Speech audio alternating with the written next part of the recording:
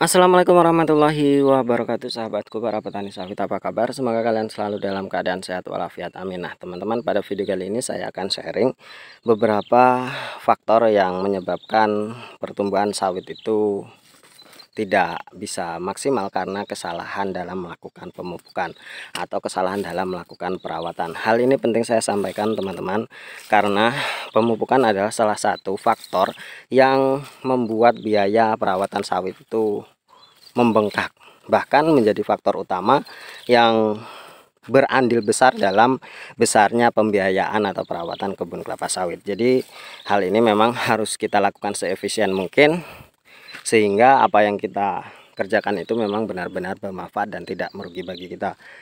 Namun teman-teman, sebelumnya saya disclaimer seperti biasa, apa yang saya sampaikan di sini hanyalah merupakan pengalaman pribadi saya yang saya sharingkan, yang sudah saya lakukan di kebun saya.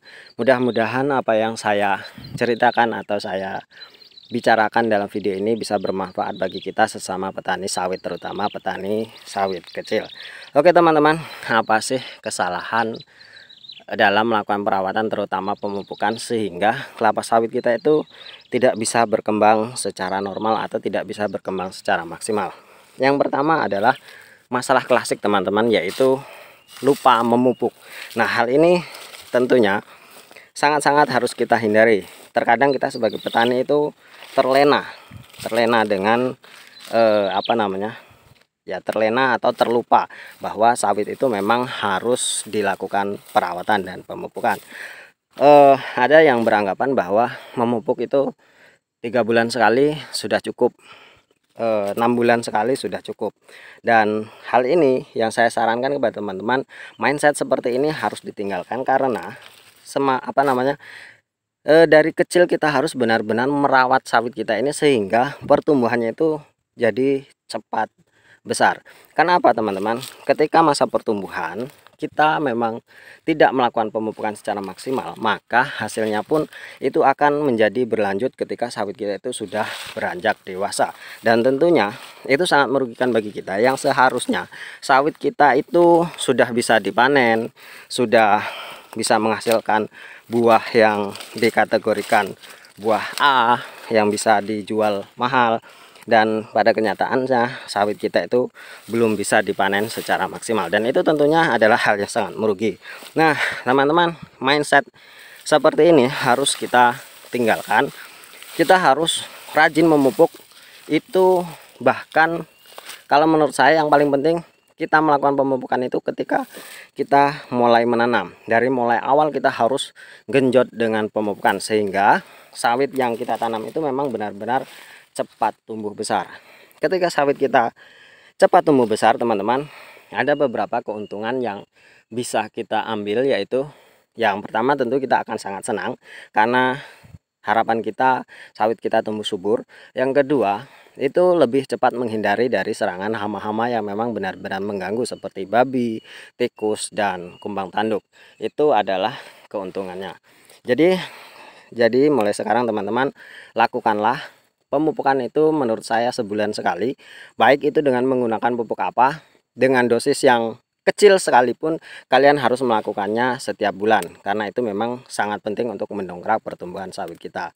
Dan sudah banyak sekali buktinya sawit-sawit yang ditinggalkan begitu saja oleh pemiliknya tanpa melakukan pemupukan yang rutin, kadang hanya memupuk 3 bulan sekali, hanya memupuk 6 bulan sekali, bahkan ada yang memupuk setahun sekali. Hal itu tentunya teman-teman adalah tindakan yang salah. Jadi bagaimanapun caranya teman-teman, setelah melakukan penanaman kalian harus melakukan pemupukan sebulan sekali. Itu yang pertama. Kesalahan yang pertama adalah lupa memupuk. Itu masalah klasik teman-teman. Kesalahan yang kedua adalah tidak tahu tata cara memupuk yang baik dan benar. Ada teman-teman orang yang mengatakan memupuk itu boleh dicampur atau penebarannya harus begini, harus begitu. Nah, hal tersebut teman-teman harus dipelajari betul-betul mana yang benar-benar efisien untuk kita lakukan. Misal contoh, ada yang mengatakan pupuk ini boleh dicampur, bahkan ada yang mencontohkan mereka mencampur jenis-jenis pupuk tertentu seperti urea dengan KCl mereka campur, NPK dengan urea mereka campur. Nah, hal tersebut teman-teman berpotensi menghilangkan manfaat dari pupuk itu, karena unsur-unsur ini teman-teman, zat-zat pupuk ini ketika dilakukan pencampuran itu berpotensi terjadi pembukuan dan pencampuran unsur-unsur yang ada di dalamnya sehingga sulit diserap oleh tumbuhan.